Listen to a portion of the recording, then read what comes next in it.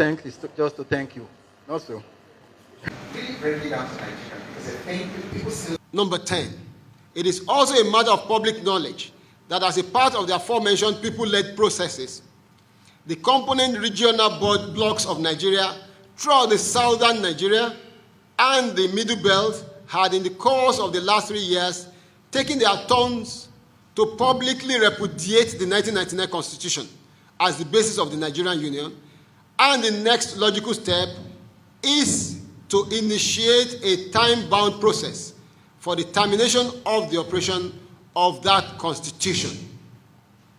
That Constitution must die for Nigerians, all the ethnic nationalities, and all the peoples of southern Nigeria and the Middle Belt to live. It is our contention that the most urgent challenge before Nigeria today is to reconstitute itself back to being a federation as the only viable mechanism for addressing the self-determination and sovereignty issues raised by the thoroughly disputed constitutional arrangements of Nigeria, not by elections that can only exacerbate an already bad situation. The current dangerous crossfire between political gladiators and the trajectory of the political discourse in Nigeria is reminiscent of the 1962 to 1965 episodes which exploded into the collapse of the Union in 1966. Accordingly, we, the self-determination groups of Yoruba land, under Yoruba Liberation Command and its associates, under the Niger Delta peoples, and under the peoples of the Middle Belt,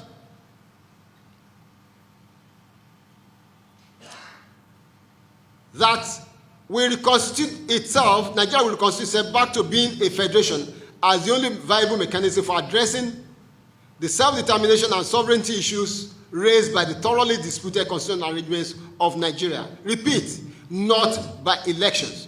So, we, the people, the owners of the land, the people that inherited Nigeria as presently constituted from our ancestors, demand that in place of the general elections planned for 2019, a transitional arrangement be immediately instituted to peacefully ease out the rejected unitary constitutional order, while a body with constant powers is also instituted to midwife the emergence of successive constitutional arrangements according to the preferences of the constituent component nationalities of Nigeria, to be ascertained by referendum.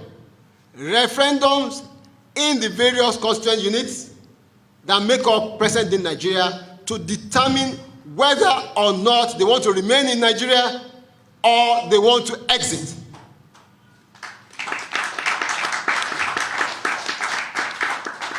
Provided a framework, you can't go in my name to go and be governor. I won't let you. You can't go in my name to go and be senator. I won't let you, because the moment you finish, let me shock you.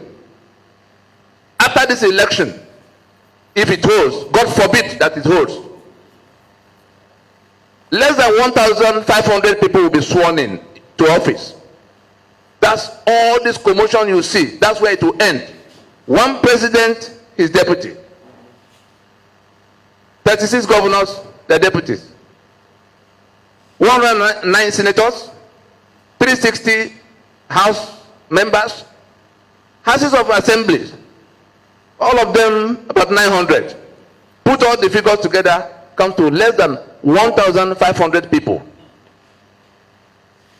Because of that number, 180 million people are going to be at the mercy of this monster that has legitimized itself in your backyard and my backyard. It is not the people who imposed it. If I have one bullet left, it's not the people who imposed it that I'll be expending it on. It is the people who aid it and sustain it by going to seek benefit under it. So, it is all entirely within our reach to tell our people that it is the politicians who go to aspire, who go to swear to defend and uphold that constitution that are their problems. There is one small group of people that can put an end to what is going on in this country.